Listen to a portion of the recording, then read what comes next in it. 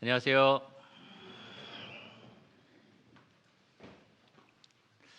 천년왕국 때 독사굴에 손 넣고 싶으신 분 계십니까? 아니면 사자랑 한번 안고 있어보고 싶다 이런 생각 가지신 분 계십니까? 저는 동물을 좋아하기 때문에 그러고 싶다는 생각이 많이 들긴 하는데, 어쨌든 찬양이 약간 우울한 분위기인데 또 엄청 기쁜 노래고, 그래서 굉장히 특이하다는 생각이 들었습니다. 천년왕국이라는 주제 자체가 우리에게 어떤 명확한 개념을 심어주기보다는 그냥 막연한 낙원 같은 무언가가 있겠지라는 생각을 주고 있는 것 같습니다. 이번 시간에 저는 요한계시록 20장 1에서 6절 말씀을 가지고 천년 동안 그리스도와 더불어 우리가 함께 누리게 될 그리스도의 지상 낙원, 지상 세계, 천년 왕국에 대해서 살펴보려고 합니다. 어쩌면 여러분들은 이 천년 왕국에 대해서 좀 생소하다, 처음 들어본다라는 분도 계실 거고요. 어떤 분들은 늘 들어왔던, 계속해서 교회에서 중간중간에 들어왔던 내용이다라고 생각하시는 분도 계실 겁니다. 천년 왕국이라는 이 주제는 분명한 성경의 가르침이긴 하지만 신학적인 논쟁의 중심에 있는 가르침입니다. 이 가르침 때문에, 천년 왕국이라는 가르침 때문에 교회가 서로 분열되기도 하고요.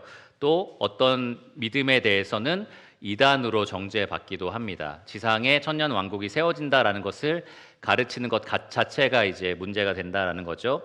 잘 아시다시피 여호와의 증인이 그런 이야기를 많이 합니다. 그래서 파수꾼 이런 책자들을 보시면 봐도 약간 이상한 동물도 그려 있고 지상 낙원 그림이 그려 있는 그런 것들을 보게 될 겁니다. 그래서 많은 교회들에서 이 천년 왕국을 있는 그대로 가르치면 똑같은 이단처럼 취급하기도 합니다. 역사적으로 이것이 항상 문제가 있었어요. 1세기부터, 교회가 처음 세워진 1세기부터 3세기에 걸쳐서 이 천년이 과연 무엇을 가리키느냐에 대해서 뜨거운 논쟁이 있었습니다. 그리고 지금까지도 교회가 합의된 결론에 이르지는 못했습니다. 각각 믿고 있는 것이 다르고 가지고 있는 견해가 다르다라는 겁니다. 우리 유평교회는 이 종말에 관한 교리를 비본질적인 교리라고 구분을 합니다. 무슨 말이냐? 중요하지 않다는 말이 아니에요. 중요하지 않다는 말이 아니라 우리와 다른 견해를 가지고 있는 교회를 그 교리가 다르다고 해서 이단으로 함부로 정죄하지 않겠다라는 말입니다. 그들도 예수 그리스도를 주인으로 모시고 그분의 복음을 믿는 교회라면 참된 형제 자매로 받아들이겠다, 관용을 베풀겠다라는 의미입니다. 하지만 말씀드린 것처럼 이 말씀이 중요하지 않다라는 말은 아니에요. 또 성경이 천년 왕국에 대해서 모호하게 말하고 있다라는 의미도 아닙니다. 오늘 이 본문을 통해서 성경이 분명하게 말하고 있는 이 땅에 세워질 그리스도의 나라, 천년 왕국에 대해서 함께 살펴보기를 원합니다. 그래서 여러분이 가지고 있는 소망이 단순히 독사굴에 손 한번 넣어봤으면 이런 수준이 아니고요. 진짜 그 나라에서 보게 될 하나님의 영광이 이렇겠구나. 그런 영광을 내가 바라보고 정말 하나님께 찬양을 돌려드리고 싶다, 하나님께 받는 그 축복을 누리고 싶다, 그런 소망을 갖게 되기를 간절히 원합니다. 성경의 분명한 진리는 항상 우리에게 그런 위로와 축복을 제공하는데요, 이 천년 왕국에 대한 진리도 여러분에게 그러한 위로와 소망이 되기를 간절히 바랍니다. 본문 말씀을 제가 읽고요, 언제 어디서 누가 무엇을 어떻게 왜 이렇게 육하 원칙의 순서대로 이 천년 왕국에 대해서 성경적 가르침을 살펴보겠습니다. 420페이지 요한계시록, 신약성경 420페이지 요한계시록 20장 1에서 6절 찾으신 줄 알고 제가 읽도록 하겠습니다. 또 내가 보매 천사가 무저갱의 열쇠와 큰 쇠사슬을 그의 손에 가지고 하늘로부터 내려와서 용을 잡으니 곧 옛 뱀이요 마귀요 사탄이라. 잡아서 천년 동안 결박하여 무저갱에 던져 넣어 잠그고 그 위에 임봉하여 천년이 차도록 다시는 만국을 미혹하지 못하게 하였는데 그 후에는 반드시 잠깐 노일이라. 또 내가 보좌들을 보니 거기에 앉은 자들이 있어 심판하는 권세를 받았더라. 또 내가 보니 예수를 증언함과 하나님의 말씀 때문에 목배임을 당한 자들의 영혼들과 또 짐승과 그의 우상에게 경배하지 아니하고 그들의 이마와 손에 그의 표를 받지 아니한 자들이 살아서 그리스도와 더불어 천년 동안 왕노릇하니 그 나머지 죽은 자들은 그 천년이 차기까지 살지 못하더라. 이는 첫째 부활이라. 이 첫째 부활에 참여하는 자들은 복이 있고 거룩하도다. 둘째 사망이 그들을 다스리는 권세가 없고 도리어 그들이 하나님과 그리스도의 제사장이 되어 1000년 동안 그리스도와 더불어 왕노릇하리라. 이것이 천년 왕국에 대한 하나님의 분명한 말씀입니다. 이 말씀을 통해서 먼저 언제 이것이 이 땅에 펼쳐지게 될 것인지 그 시간에 대해서 한번 살펴보겠습니다. 오늘 본문 말씀을 보시면 시간에 대한 개념이 하나 나옵니다. 어떤 기간이 나오죠. 뭐죠? 몇 년? 1000년이라는 기간이 나옵니다. 1절에서 3절까지는 그 1000년의 기간 동안 하나님께서 무저갱의 사탄을 쇠사슬로 묶고 그 문을 임봉하여서 다시는 만국을 미혹하지 못하게 막으실 거다라고 되어 있고요. 그 똑같은 1000년 동안 4절에서 6절을 보시면 그리스도와 함께 이 땅에 내려온 성도들이 이 땅을 다스리게 될 거다라는 기록이 있습니다.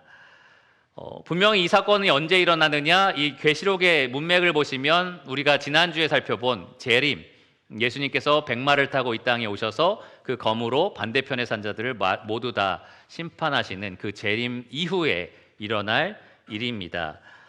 이 외에도 몇 가지 성경적인 근거로 이것이 예수님의 재림 이후에 있을 일이다라는 것이 분명해지는데요. 첫 번째로는 1절에 어떻게 시작을 하죠? 또 내가 봄에, 그러니까 요한이 환상을 볼 때마다 항상 또 내가 봄에라고 하면서 순차적으로 자기가 본 환상을 기록하고, 실제로 우리가 계시록을 지금까지 살펴봤지만 이 하나님의 미래에 대한 계획은 이 계시록에 기록된 그 순차대로 이루어진다라는 것을 여러분 아실 겁니다.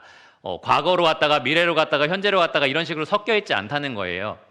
요한이 본 환상의 순서대로 이 땅의 순서대로 이루어진다라는 겁니다. 가끔 계시록이 아주 미래에 일어날 최종 승리에 대해서 미리 선포하는 장면이 나와 있긴 하지만 대부분 일반적으로는 계시록은 순차적으로 하나님의 계획을 기록하고 있고요. 그래서 재림 이후에 이 천년왕국이 있을 거다라는 것이 자연스러운 해석입니다.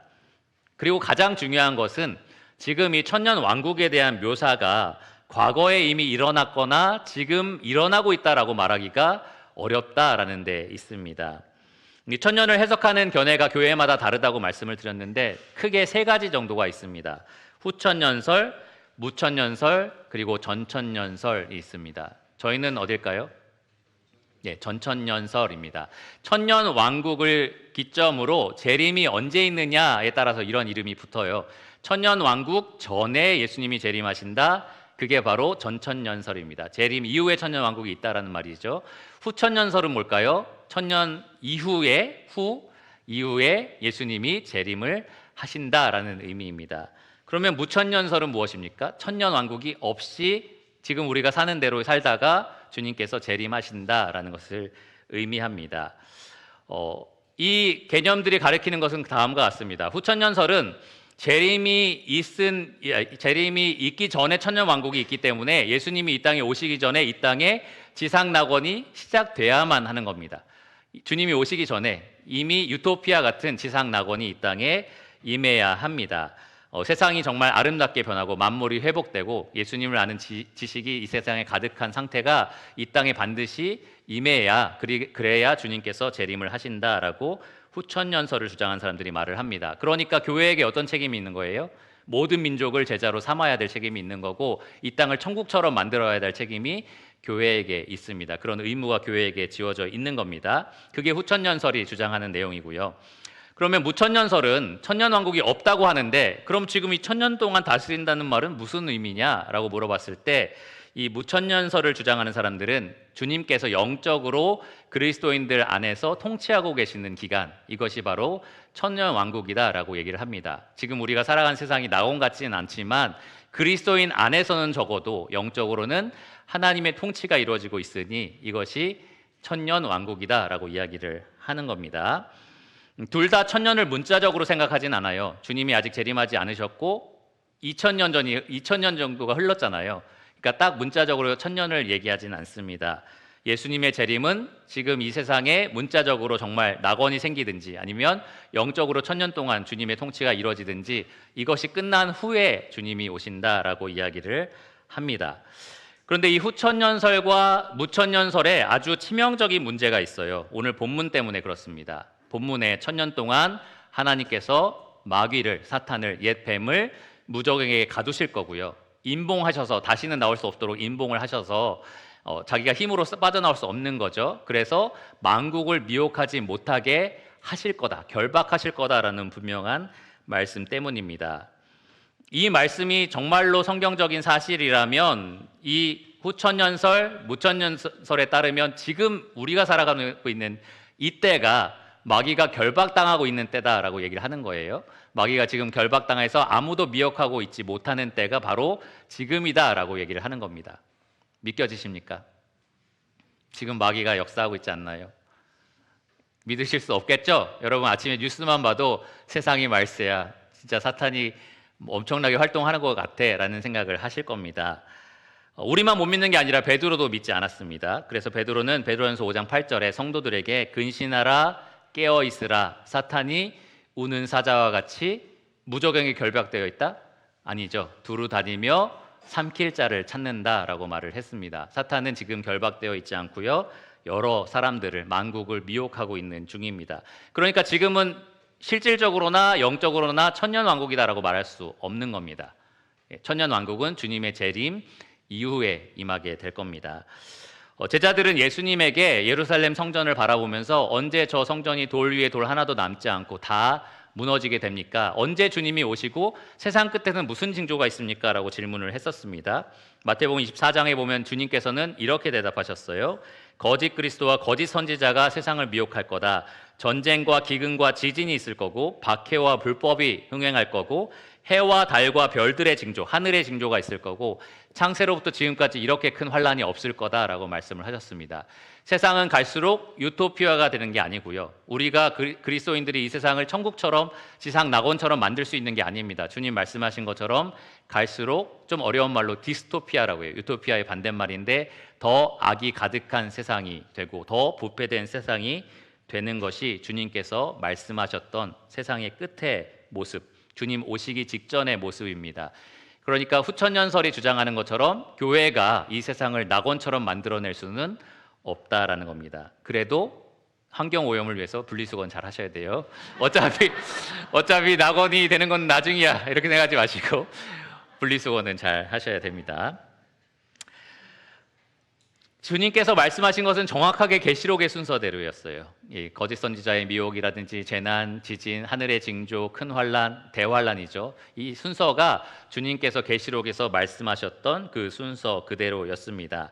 천년왕국은 결과적으로 우리가 살고 있는 이 세상에 도래하는 것이 아니고요, 이 미래에 우리가 살게 될 세상을 가리킵니다.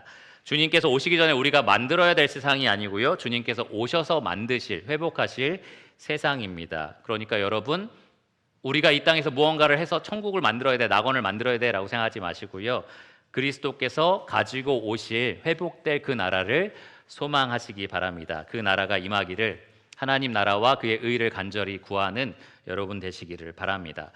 두 번째로는 어디에 이 천년왕국이 시작되는가에 대한 이야기입니다. 아까 제가 힌트로도 이 땅에라는 말을 여러 번 말씀을 드렸는데, 천년왕국은 바로 이 땅에 하나님께서 세우시는, 그리스도께서 세우시는 바로 지상 나라입니다.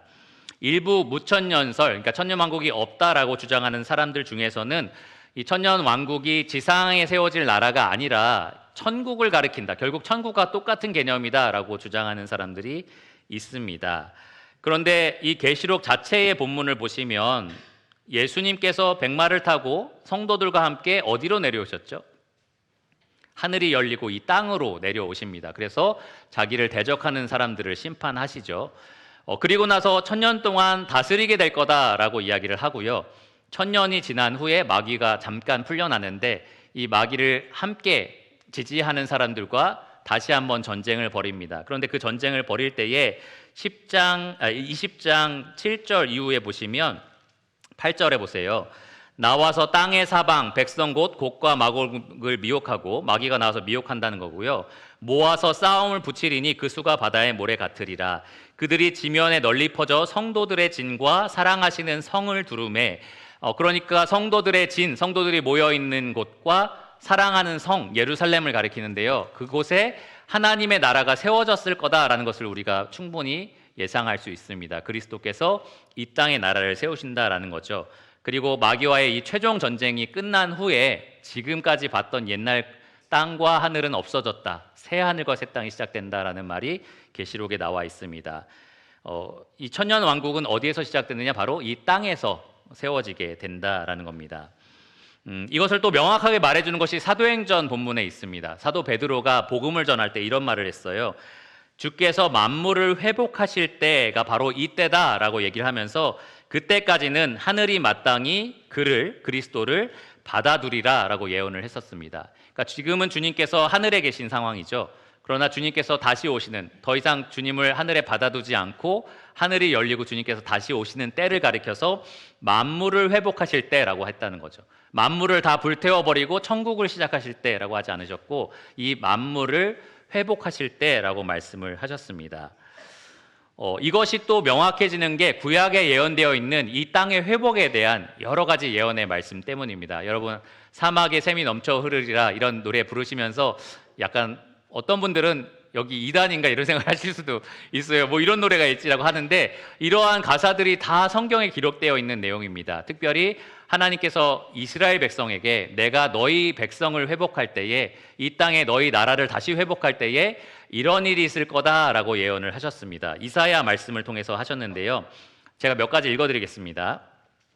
이사야 11장 7에서 9절을 보시면 암소와 곰이 함께 먹고, 소와 곰이 서로 싸워야 되는 존재이잖아요. 그런데 싸우지 않고 함께 먹는다라고 되어 있습니다. 사자가 소처럼 풀을 먹을 것이고, 굉장히 흥미롭죠. 이것은 약간 하나님께서 처음에 창조하셨을 때 만물을 생각하게 합니다. 왜냐하면 모든 짐승이 그때는 풀을 먹게 되어 있었거든요. 근데 범죄 이후에 그렇게 서로 죽고 죽이는 그러한 생태계가 되었습니다. 그런데 주님이 다시 회복하시는 그 나라는 풀을 먹는다. 사자가 풀을 먹는다라고 기록이 되어 있는 거예요. 젖 먹는 아이가 독사의 구멍에서 장난하며 해됨도 없고 상함도 없는 나라가 된다라고 되어 있습니다. 해나 상함이 없다. 아프지 않는다는 거죠. 다치지 않는다라는 얘기를 하는 겁니다. 여호와를 아는 지식이 세상에 충만할 것이다. 여러분, 이거 지금 그려낸 모습들을 보시면 천국의 장면보다는 이 땅의 회복 장면에 가깝다라는 것을 충분히 아실 겁니다. 또 이어서 이사야 30장 23절에 보면 곡식이 풍성하고 더 이상 뭐 기근이라든지 이런 게 없다는 거죠. 가뭄이 없는 겁니다. 그리고 기름지게 하실 거다. 가축이 광활한 목장에서 먹을 것이다 라고 되어 있습니다. 이사야 35장 7절에 보면 뜨거운 사막이 변하여 못이 될 것이며 메마른 땅이 변하여 원천이 될 것이다 이렇게 말하고 있고요. 이사야 2장 4절에 보면 전쟁이 그치고 이 칼을 쳐서 보습, 삽을 만들고 창을 쳐서 낫을 만들 거다라고 되어 있습니다. 그러니까 칼과 창이 더 이상 필요 없는 세상이 된 거죠. 그것을 쳐서 녹여서 이제는 보습, 삽을 만들고 낫을 만들어서 그냥 생산 활동에만 사용하는 더 이상의 전쟁이 없어지는 그러한 세상이 될 거다라는 겁니다. 아무리 봐도 이 천국보다는 영적인 세계보다는 지금 지상에 세워질 나라를 가리킨다라는 것을 알 수 있을 겁니다. 마지막, 이것이 정말 중요한데요. 이사야 65장 20절에 보면 백세에 죽는 자를 젊은이라 하겠고 날수가 많지 못하여 죽는 어린이와 수완이 차지 못한 노인이 다시는 없을 것이다. 여기 가만히 생각해 보시면 죽는 게 있긴 있는 거예요. 그렇죠? 그런데 백세가 돼서 죽는 사람은 젊은이라고 불리게 될 거다. 그러니까 다른 말로 하면은 굉장히 우회해서 얘기했지만 장수하게 될 거다라는 얘기를 하는 겁니다. 건강하게 장수하게 될 거다. 보시면 천국에 대한 얘기는 아니에요. 그렇죠? 천국에서 백세에 죽는 사람이 있다? 전혀 말이 안 되는 얘기죠. 그러니까 이 지상에 주님께서 회복하실 나라다라는 것이 분명합니다. 천년 왕국은 하나님께서 그리스도를 통하여 이 땅을 회복하시고 다스리시는 지상 낙원, 지상의 세계가 될 것입니다. 이 마귀로 인해서 전적으로 타락한 피조 세계가 다시 한번 주님을 통해서 회복되는 역사를 우리가 천년 왕국 때 보게 될 겁니다. 항상 궁금했거든요. 보시기에 심히 좋았던 세상은 과연 어떤 세상이었을까? 근데 그것을 우리가 진짜로 보게 될 겁니다. 아름답고 풍요롭고 평화로운 상태의 이 피조 세계가 어떤지를 우리가 충분히 천년 동안 맛보는 세상이 바로 천년 왕국입니다.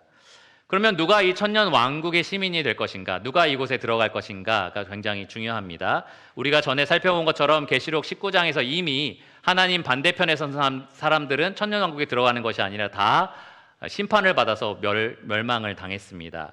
그러면 이 나라에 살아서 들어갈 수 있는 사람들이 누구냐? 바로 유대인들입니다. 유대인들.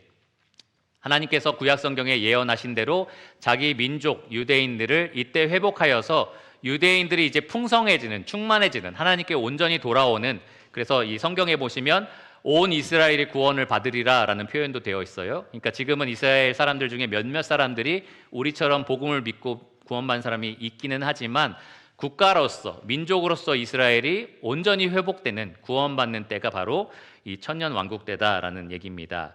이것은 제가 만들어낸 이야기가 아니고요, 사도 바울이 로마서 11장에서 자기 민족 이스라엘에 대해서, 자기 동포 이스라엘에 대해서 이런 말들을 했습니다. 자기는 이 교회가 신비를 알기를 원한다라고 하면서 한 가지 신비로운, 하나님이 감춰주셨지만 이 바울을 통해서 밝혀주신 진리를 선포했는데 뭐냐? 이방인의 충만한 수가 들어오기까지 이스라엘의 더러는 우둔하게 된 것이다 라고 얘기를 했습니다. 지금 현재 이방인들은 구원받고 교회를 이루어서 하나님 나라 백성이 되는 은혜를 누리고 있어요. 그리고 유대인들은 우리가 보고 있는 것처럼 우둔하게 되어서 하나님을 받아들이고 있지 않습니다. 메시아를 메시아로서 인정하고 있지 않습니다. 더러 우둔하게 된 상태인 거죠. 그런데 이방인의 충만한 수가 채워지는 때가 되면 어떤 일이 있을 거예요?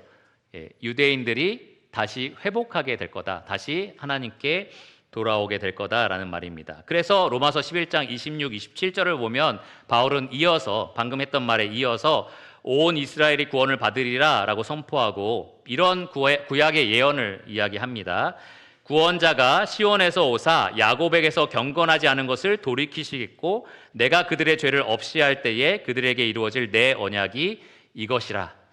구약시대 자기 백성을 회복하겠다라고 계속해서 예언해 오신 주님의 약속, 하나님의 언약이 이 천년 왕국 때 마침내 이루어지게 될 거다라는 겁니다. 이스라엘 백성들이 돌아오게 될 겁니다. 이사야, 예레미야, 에스겔 등 구약의 수많은 선지자들 통해서 하나님이 정말 무시할 수 없을 만큼 예언을 하셨거든요. 내가 내 언약을 잊지 않으리라. 내가 내 백성들을 반드시 되찾으리라. 그들을 회복하리라. 여러분, 이 교회가 이 참여하게 된 새 언약도 사실은 1차적으로 이스라엘에 대한 약속입니다. 내가 너희의 단단한 마음을 제거하고 부드러운 마음을 줄 것이며 새로운 영을 줄 것이며 내 영을 너희 안에 주어서 내 율례를 지키게 하리라. 이것이 1차적으로는 이스라엘 백성을 위한 약속인데요, 교회가 그 약속에 지금 같이 참여하게 된 겁니다. 그런데 천년 왕국이 되면 하나님이 원래 그 백성에게 약속하신 그 언약대로 그들을 완전히 새롭게 하고 회복하는 그 역사가 이루어지게 될 거다라는 겁니다. 제자들은 예수님을 통해서 아마 이러한 선지서의 예언들을 충분히 들었을 거예요. 어떤 일이 일어날 거다라는 것도 충분히 들었습니다. 그래서 부활하시고 승천하시기 직전에 예수님에게 주께서 이스라엘을 회복하심이 이때니까? 라고 물어봅니다. 지금 회복하실 건가요? 라고 물어본 거죠. 만약에 하나님께서 이스라엘은 버렸고 이제 나는 교회를 택하겠다라고 하셨다면 무슨 소리야? 이스라엘은 이제 없어. 이제 교회야 라고 얘기하셨을 텐데 주님은 그렇게 대답하지 않으셨고 때와 시기는 아버지께서 그 정하신 대로 될 것이다. 너희가 알 바가 아니다 라고 말씀을 하셨습니다. 그 아버지가 정하신 때와 시기, 정확하게 언제다라고 우리가 날짜는 알 수 없지만 재림 이후에 천년 왕국 때다라는 것은 분명하게 알 수가 있습니다. 예루살렘이 회복되고 이스라엘 백성들이 다시 돌아오게 될 거다라는 이 약속이 계시록에 차근차근 이루어지는 장면을 우리가 살펴봤었는데요. 대환란 기간 동안 하나님께서는 특별히 인치셔서 유대인들을 전도하게 하는 일꾼들을 세워주셨었습니다. 인치셨다라는 표현이 나오고 계시록 7장에 나오는데 약 14만 4천이라고 불렸던 사람들입니다. 그들이 곳곳에 가서 유대인들에게 전도를 하고 또 이방인들도 그들을 통해서 구원을 받을 겁니다. 그런데 대환란 기간 동안 엄청난 재앙들이 하늘에서 쏟아지지 않습니까? 적그리스도가 온 세상을 미혹해서 다 자기를 따르게 만들지 않습니까? 라고 물으실 텐데요. 여러분 계시록에서 혹시 기억하실지 모르겠지만 하나님께서 광야라는 곳을 따로 준비하셔서 자기 백성, 여자라고 표현이 되어 있는데 자기 백성 이스라엘을 양육하고 보호하실 거다라는 기록이 있었습니다. 이 대환란 기간 동안 재앙에서 안전하도록, 마귀의 이 유혹에서 안전하도록 지켜내실 백성들이 있다라는 겁니다. 마치 애굽에 수많은 재앙이 쏟아졌을 때 고센 땅이 안전하게 보호가 됐던 것처럼 이렇게 보호받는 자기 백성들이 있을 거다라는 겁니다. 그리스도께서 다시 오셨을 때 하나님 반대편에 선 모든 자들이 전멸당할 거지만 이 보호받는 하나님의 백성들, 주로 유대인으로 구성되어 있는 이 백성들은 살아남아서 이 천년 왕국에 살아가는 시민들이 될 거다라는 말씀입니다. 그들에 대해서 지금 성경 본문은 4절에 이렇게 이야기를 합니다. 4절 마지막에 보시면 짐승과 그의 우상에게 경배하지 아니하고 그들의 이마와 손에 그의 표를 받지 아니한 자들, 이들이 이 천년 왕국의 시민으로 참여하게 될 겁니다. 또 4절을 보시면 이들 외에도 천년 왕국에 함께하게 될 사람들이 나와요. 그리스도와 함께 백마를 타고 다스리러 온 사람들을 가리킵니다. 성도들을 가리킵니다. 그들을 가리켜서 보좌에 앉은 자들이라고 말을 했어요. 보좌라는 곳은 다스리는 자리죠. 다스리고 심판하는 자리인데 이들이 지금 보좌에 앉아 있습니다. 계시록 4장의 20장 4절을 보시면 그들이 심판하는 권세, 다스리는 권세를 받았다라고 말을 하는데 예수님께서 편지하실 때에 이 교회들에게 편지하실 때 끝까지 이기는 자는 만국을 다스리는 권세를 주겠다라고 약속을 하셨습니다. 교회에 대한 약속인 거죠. 그러니까 천년왕국에 주님과 함께 와서 다스리게 될 사람들이 누구라는 거죠? 교회라는 말입니다. 여러분과 제가 그렇게 다스리게 될 겁니다. 이 천년왕국에 참여하는 자가 될 겁니다. 그런데 수많은 역사 가운데 교회 중에서는 주님을 위해서, 주님을 배신하지 않고 끝까지 신실하게 주님을 따르기 위해서 순교당한 사람들도 있습니다. 그들도 이 천년왕국에 참여하게 될 건데요. 그래서 4절에는 그들을 가리켜서 예수를 증언함과 하나님의 말씀 때문에 목배임을 당한 자들의 영혼들이라고 기록을 했습니다. 목배임을 당하는 것은 참수형을 가리키는데요. 로마 시대에서 조금 질이 낮은 죄인들, 아주 악한 죄인들이라든지 아니면 천민들을 이렇게 처형할 때에, 반역자들을 처형할 때는 십자가형으로 다스렸고 예수님이 그렇게 돌아가셨죠.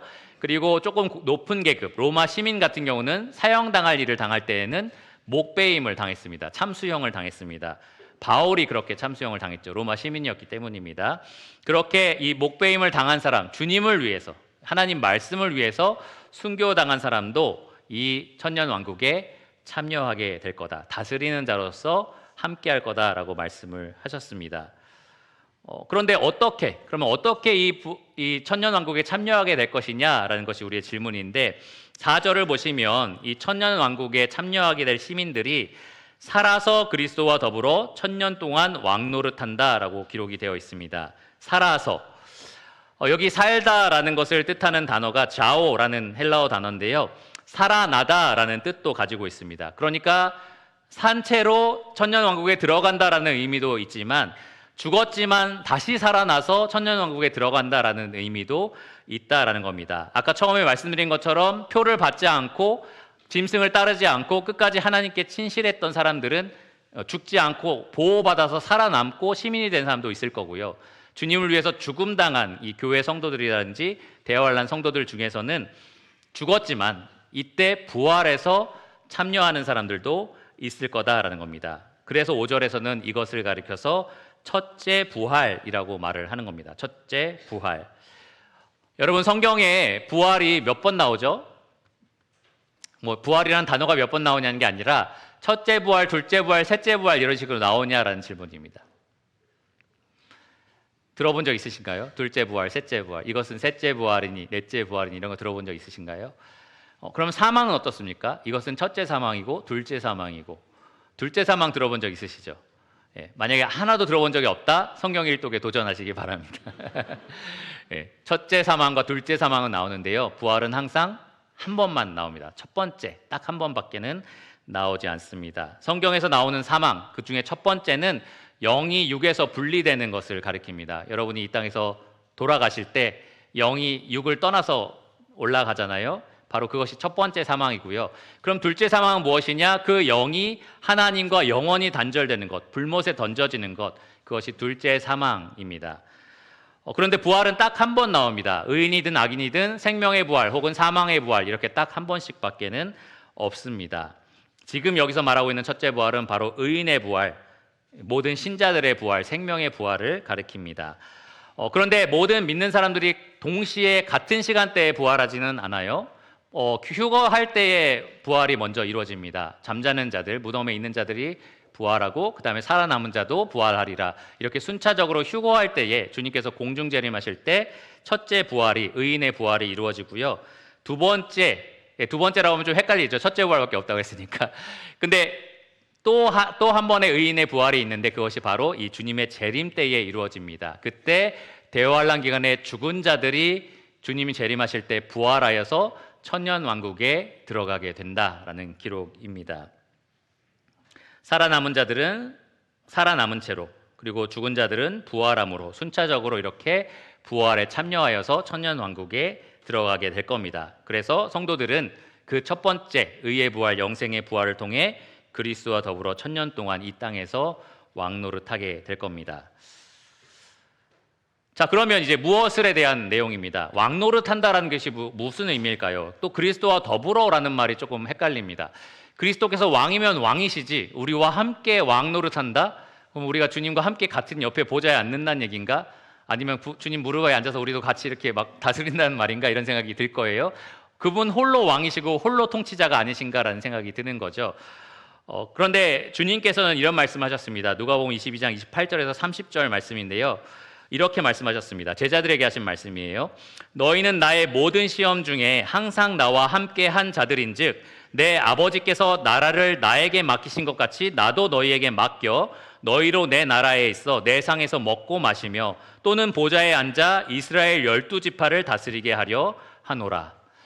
그러니까 주님의 제자들에게 너희는 나를 위해서 함께 있었고 나를 위해서 함께 이것을 견디었으니 내가 내 나라가 있을 때 아버지께서 나에게 나라를 주실 때 내 나라를 너희에게 맡기겠다라고 말씀을 하십니다. 주님 홀로 통치자시고요. 주님 홀로 왕이시지만 그 나라를 우리에게 맡겨서 대리인으로서 통치하게 하시겠다라고 말씀을 하신 겁니다. 근데 이 말씀을 흥미롭게 언제 하셨냐면 제자들이 서로 누가 크냐고 싸울 때 하셨어요. 내가 더 커. 내가 이 땅에서 너보다 더 높아. 막 이런 말 하고 있을 때 너무 하찮은 걸로 싸우지 마라. 나는 사실 천년 왕국 때 너희에게 다스릴 권세를 주려고 생각하고 있어 라고 말씀을 하신 겁니다. 그것이 우리에게도 위로와 소망이 돼야 되는데요. 어쨌든 중요한 것은 왕노릇한다라는 것이 그리스도께서 우리에게 맡기신 나라를 우리가 대리인으로서 통치하게 된다라는 것을 의미합니다. 계시록 2장 26절에도 하나님께서는 두아디라 교회에게 이기는 자와 끝까지 내 일을 지키는 자에게는 만국을 다스리는 권세를 주겠다라고 약속을 하셨습니다.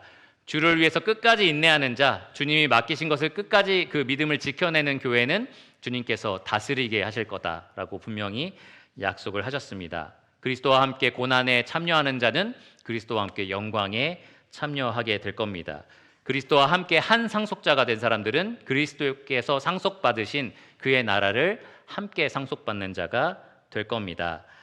여기 6절 말씀에도 우리가 대리인으로서 통치한다라는 분명한 표현이 나와 있어요. 6절에 보시면 그들이 하나님과 그리스도의 제사장이 되어 라고 되어 있습니다. 제사장이 되어 천년 동안 그리스도와 더불어 왕노릇하리라. 이 표현은 마치 이 에덴 동산을 떠올리게 합니다. 태초에 하나님께서 천지를 창조하셨고요. 그 창조된 만물을 하나님 홀로 창조주로서 이 통치자로서 다스리실 수도 있었지만 자기 형상을 따라 지은 사람을 창조하셨습니다. 그리고 나서 땅을 정복하라, 만물을 다스리라 라고 말씀을 하신 거죠. 하나님 창조하신 피조세계를 사람들에게 맡기신 겁니다. 대리인으로서 통치하고 다스릴 수 있도록 그렇게 하신 겁니다. 사람은 하나님만 예배하고 하나님을 찬양하는 제사장이 되어야 했어요. 그래서 만물을 통치하고 다스리는 일로 인해서 하나님께 예배드리는 역할을 해야만 했는데 마귀 때문에 마귀의 유혹을 받아서 그 자리를 벗어나게 됩니다. 그 자리를 박차고 나가서 자기 자신을 숭배하는 우상 숭배자가 되었습니다. 동산 밖으로 쫓겨나게 됐죠. 그런데 예수님이 이 땅에 다시 오시면 이 만물을 회복하여서 다시 그 동산을 만들어 주실 겁니다. 그리고 자기 백성들에게 다시 한번 땅을 정복하라, 만물을 다스리라, 대리인으로서 다스릴 수 있는 권세를 주실 겁니다. 그때 우리는 그 다스리는 일을 통해서, 정복하는 일을 통해서 하나님만 예배하는 제사장이 다시 한번 되게 될 것입니다. 그것이 바로 천년 동안 그리스도와 더불어 다스린다라는 것의 의미입니다. 조금 빠른 속도로 말씀을 드렸는데 충분히 이해가 되셨나요? 예. 천년 왕국에 대해서 좀 기대가 되시나요? 조금 더 그러면 분명하게 왜 그러면 천년 왕국을 주님께서 허락하셨나? 그 이유에 대해서 좀 생각해 보겠습니다. 왜 굳이 구원받으면, 그리고 주님께서 재림을 하시면 그 반대편의 선자는 다 불못에 던져버리고 구원받은 사람은 다 천국으로 데리고 올라가면 그만인 것을 왜 이 땅에 굳이 이 낙원을 다시 만들어 주셔서 1000년 동안이나 우리가 그곳에 살게 하셨을까라는 의문이 듭니다. 왜 땅을 바로 불사르고 새하늘과 새 땅을 창조하지 않으시고 1000년 동안 이 땅을 회복하시면서 다스리고 계시는 걸까? 그 이유에 대해서 한 4가지 정도 간략하게 말씀을 드릴 텐데요. 이 각각의 이유가 하나님을 더 영화롭게 한다, 하나님을 더 멋진 분으로 나타나게 한다라는 것을 여러분 기억하시면 좋겠고, 그것이 결국 우리로 하여금 하나님을 찬양하게 하고 하나님께 감사하게 한다라는 것도 기억하시면 좋겠습니다. 첫 번째로, 천년 왕국이 허락되었기 때문에 우리는 하나님께서 신실하시다라는 분명한 확신을 할 수 있습니다. 만일 천년왕국이 있지 않다면, 이스라엘 백성의 회복이 있지 않다면 우리는 하나님의 신실하심에 대해서 커다란 구멍 하나를 갖게 됩니다. 그토록 옛 언약의 백성 이스라엘에게 약속하시고 또 약속하시고 내가 너희를 버리지 않겠다, 너희를 회복하겠다라고 하신 이 하나님께서 결국에는 자기 백성을 유기하셨다라는 말이 되기 때문입니다. 결국에는 원가지인 이스라엘을 버려버리시고 교회를 따로 택하셨다라는 말이 되고 맙니다. 그런데 그렇게 하지 않으신다는 거죠.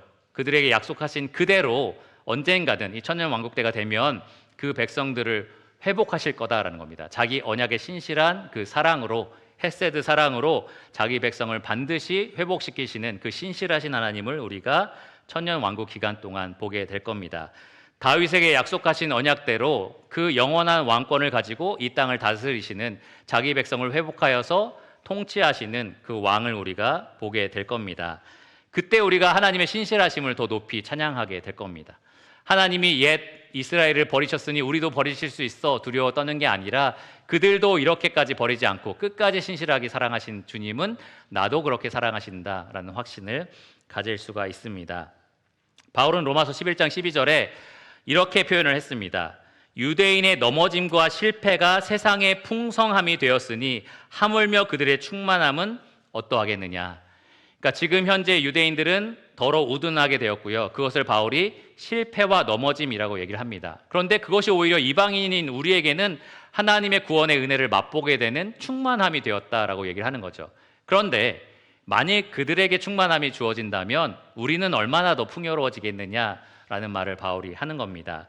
지금 우리가 하나님 안에서 기쁘고 즐겁고 그분의 신실하심을 찬양하는 것보다 훨씬 더 우리는 천년왕국 때 그분의 신실하심을 노래하게 될 겁니다. 더 충만하신 하나님의 영광을 보게 될 겁니다. 마치 천사가 어떻게 하나님께서 이런 죄인들을 구원하실 수 있지? 라고 생각하는 것처럼, 천사가 알기를 원하는 것처럼 우리도 하나님 어떻게 이 옛 언약의 이스라엘을 이렇게 회복하실 수 있을까라고 하면서 그 하나님의 신비로움을 알기를 원하게 될 겁니다. 그래서 천년왕국은 하나님의 신실하심을 그 어떤 때보다 강력하게 드러내는 증거가 될 겁니다. 두 번째로, 제가 가장 좋아하는 것 중에 하나예요. 창조주 하나님의 선하심을 볼 수 있다는 겁니다. 우리는 타락한 피조 세계를 보면서도 창조주의 영원하신 신성과 능력을 찬양하고 노래합니다. 어제도 뒷마당에서 가을 하늘을 보는데 너무 아름답더라고요. 여기가 무슨 관광 명소인가? 구름도 너무 아름답고 하늘도 너무 파랗고 잔디도 너무 좋고, 물론 입에 삼겹살이 있어서 그런지 몰라도 너무 좋았는데 너무나 행복하고 너무 좋다라는 생각을 했었는데요. 그런데 여러분, 우리가 살고 있는 지금 이 세상은 타락한 피조 세계입니다. 타락한 피조 세계. 그러니까 하나님 처음에 만드셔서 심히 보기 좋았다라고 말씀하셨던 그때에서 심각하게 부패된 상태를 우리가 지금 보고 있습니다. 한 번은 그 내셔널 지오그래피 같은 걸 봤는데 사막에 짐승들이 살기 위해서 서로 싸우는 장면이 있었어요. 곤충이었는데, 거미와 벌이었는데, 벌은 자기 새끼를 까야 되는데 사막 어딘가 놔도 다 말라서 죽어버리니까 이 거미를 반드시 죽여서 그 거미 안에다가 알을 낳아야 되고, 거미는 살아남기 위해서는 반드시 이 벌과 싸워서 벌을 죽여야 되는 그런 것을 다룬 다큐멘터리였습니다. 그러니까 멀리서 보면 정말 아름답다, 사막이 참 멋있네 이렇지만 사실 그 안으로 깊이 들어가면 피조물들이 다 어떻게든 살아남으려고 지금 투쟁 중이다라는 거예요. 그 탄식하면서 살아간다라는 얘기입니다. 그렇지만 우리는 이것 자체를 보면서도 하나님 참 놀라우셔, 영광스러우셔, 참 아름다우셔라는 얘기를 하는 거죠. 그런데 만물을 회복하실 때가 되면 어떨까요? 이 만물이 천지 창조 때처럼 그렇게 온전하게 회복된다면 이 만물을 부패하고 망칠 마귀가 결박되어서 천년 동안 건드릴 수 없는 피조세계가 된다면 얼마나 아름다울까요? 그 아름다운 세상, 그 아름다운 피조세계를 보면서 우리는 하나님의 영원하신 신성과 능력을 더 크게 보게 될 거고요. 더 큰 찬양 소리로 감사를 돌려드리게 될 겁니다. 가끔 멋진 곳에 가시는 분들 보시면 뭐 유럽에 갑니다, 뭐 어디 간다 이렇게 하실 때 부럽다 막 이런 생각할 때 있는데요. 속으로 그런 생각합니다. 난 천년왕국때 가야지. 지금 다 부패한 유럽 가도 무슨 소용 있어? 난 천년왕국때 갈 거야. 약간 이런 생각하는데 정신승리라고 할 수 있죠. 근데 어쨌든 한편으로는 정신승리지만 한편으로는 진실이 그 안에 담겨 있습니다. 진짜로 저는 타락하지 않은 정말로 아름다운 보시기에 심히 좋은 그 세상을 간절히 기대하고 바라고 있습니다. 집에서 더 이상 지네가 나오지 않겠죠. 그런 세상을 기대하겠습니다. 세 번째, 이것도 굉장히 흥미로운 생각입니다. 그러니까 천년왕국을 생각할 때 이렇구나라는 걸 우리가 하나 생각할 수 있는 그러한 요소입니다. 바로 공의로우신 하나님을 우리가 더 분명히 볼 수 있다라는 장면이에요. 이 천년 동안은 여러분 알고 있다시피 마귀가 세상을 다스리지 못합니다. 마귀가 세상을 유혹하지 못하도록 아주 단단하게 무적행에 매여 있고요. 임봉해서 아예 나올 수가 없도록 그렇게 막아놨습니다. 나중에는 잠시 풀려나지만 어쨌든 천년 동안은 조금도 자기 힘을 발휘할 수 없는 그러한 시간이 될 겁니다. 그리고 세상은 어때요? 세상이 악한가요? 누가 다스리시는데? 그리스도께서 친히 다스리시는데 어떻게 악할 수가 있겠습니까? 성도들과 함께 다스리는데 세상은 참 선할 겁니다. 그런데도 하나님을 대적하는 사람들이 이 가운데 생겨난다라는 사실이에요. 천년 후에 마귀가 잠깐 풀려나게 되면 그동안 이 천년 왕국 동안 신실해 보였던 그런 사람들 중에 사실은 하나님을 배반하고 하나님 편에 서지 않았던 사람들이 이제 커밍아웃을 하게 됩니다. 이들이 얼마나 많든지 계시록 20장 7절 이후에 보시면 바다의 모래같이 많게 될 거다라고 말하고 있습니다. 땅의 사방에서 바다의 모래처럼 많은 반역자들이 나오게 될 거다라는 거죠.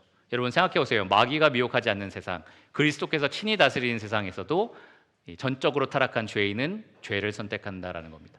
하나님이 아니라 자기 자신이 원하는 것을 선택하게 된다라는 겁니다. 우리는 때로 그런 생각할 때 있어요. 주님, 제가 약하고 부족하긴 하지만 마귀가 유혹하니까 제가 넘어지는 거예요.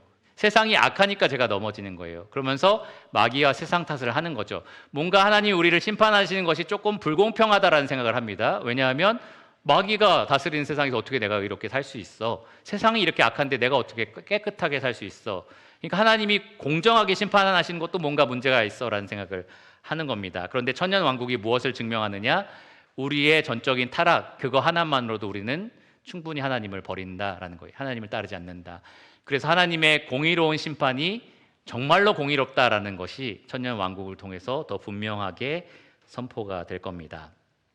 마지막 네 번째, 이것이 여러분들의 현실의 위로와 소망이 되기를 바라는데요. 바로 하나님이 진실로 상 주시는 분이시다라는 것이 증명이 됩니다. 히브리서 기자는 믿는 자는 반드시 하나님이 계신 것과 그가 자기를 찾는 자들에게 상 주시는 이심을 믿어야 할지니라 라고 말을 했습니다. 바로 그 상이 천년 왕국의 때에 우리에게 주어질 겁니다.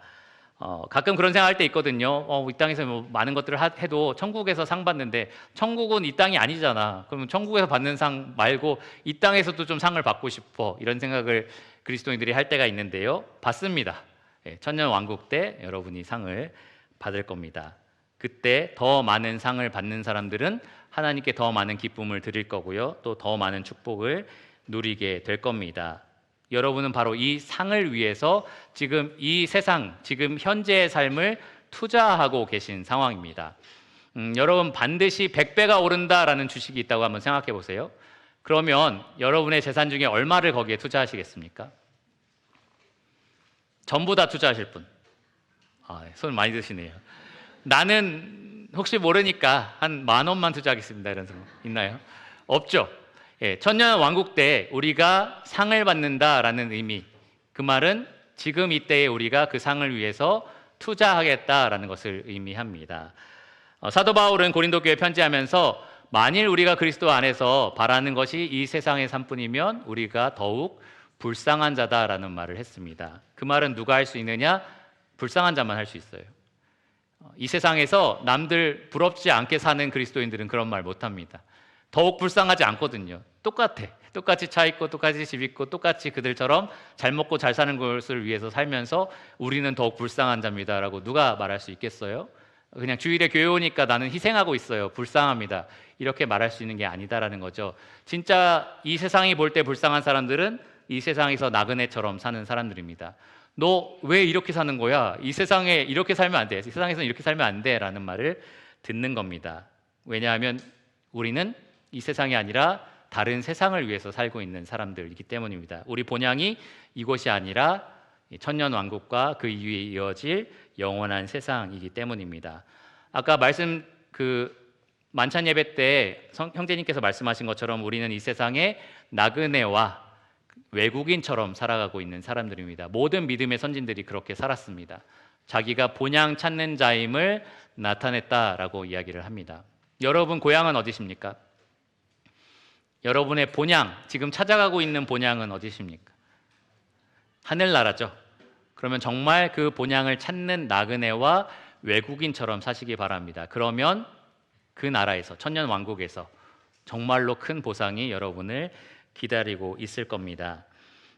랜디 알콘은 기빙이라는 책에서 이 나그네라는 이야기를 할 때 자기가 나그네임을 잊은 사람에 대해서 이런 표현을 했습니다. 마치 아주 좋은 나라에 이민을 가는데 그 비행기 안에서 마치 비행기가 영원히 살 곳인 것처럼 커튼도 달고 가구도 드리고 비행기 안에서 여러 가지를 한다는 거죠. 잠깐 이동하는 그 시간 동안 그렇게 하는 것이 어리석은 이 나그네가 아닌 것, 나그네임을 잊은 사람의 모습과 같다라고 이야기를 했습니다.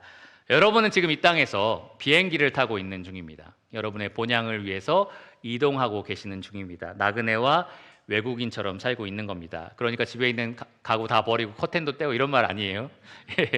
누리지만 우리가 어느 방향으로 가고 있는지를 잊지 말라는 겁니다. 삶의 목적이 무엇인지를 잊지 말라는 겁니다. 여러분이 하는 모든 것들이 일시적으로 이 땅에서 사라져 버리겠지만 예수 그리스도를 위해서 한 것은 영원히 남을 겁니다. 바로 그 남은 것들에 대해서 천년 왕국 때 그리고 영원한 세상에서 하나님께서 보상을 하실 겁니다. 주님께서는 너희가 이 땅에서도 어떻게 잘 살아보고 그리고 나도 잘 따라봐 라고 말하지 않으셨고요.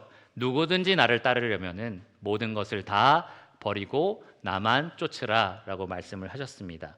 나를 위해서 가족을 버리고 형제를 버리고 재산을 버리고 전토를 벌인 사람들, 땅을 버린 사람들은 100배나 받게 될 거다라고 얘기했고요. 또 영생을 누리게 될 거다라고 말을 했습니다. 저도 가끔 그리스도인의 삶을 살면서 또 목회자의 삶을 살면서 이 땅에서 누리는 삶 언제 살아볼 수 있을까? 이런 생각을 할 때가 있어요. 그래서 이번 생은 안 되겠다. 이번 생에는 안 된다라는 얘기가 있는 것 같던데 이번 생은 끝이다라는 생각을 하고요. 천년 왕국 때가 바로 나의 때다라는 생각을 합니다. 잠깐 100년 힘들면 되죠. 천년은 아주 떵떵거리면서 살게 될 겁니다. 왕노릇하면서 살게 될 겁니다.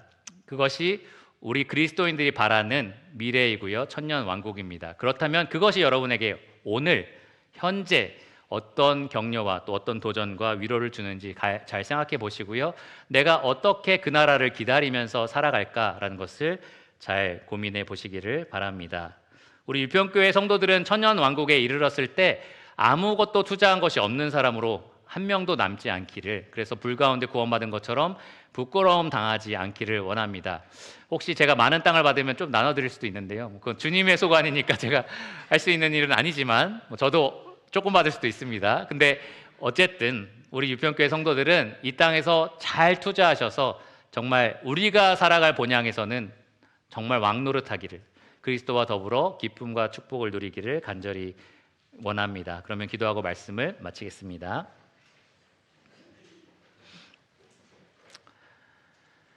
하나님 감사합니다. 우리에게 천년 왕국에 대한 분명한 진리를 허락하여 주심에 감사를 드립니다. 막연하고 그냥 우리가 원하는 대로, 기대하는 대로, 또 상상하는 대로 만들어낸 우리만의 천국이 아니라 하나님이 약속하신 천국은 참 하나님을 아름답게 보이게 합니다. 하나님을 영화롭게 만듭니다. 하나님, 또 우리가 이 땅에서 왜 주를 위해서 살아야 하는지 분명한 이유와 목적을 보여주기에 충분합니다.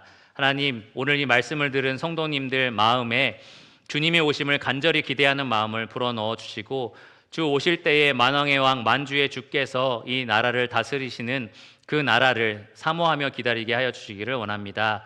이 땅을 버타면서 살아가는 것이 아니라 나그네처럼 살게 하여 주시고 정말 주님 오시는 그때에 착하고 충성된 종으로 발견될 수 있도록, 그래서 주인의 즐거움에 참여하며 더 많은 주인의 것을 맡아서 주를 위해서 살 수 있는 그런 천국 백성 되게 하여 주시기를, 천년 왕국의 백성 되게 하여 주시기를 간절히 기도합니다. 모든 것을 예수 그리스도의 이름으로 감사하며 기도했습니다. 아멘.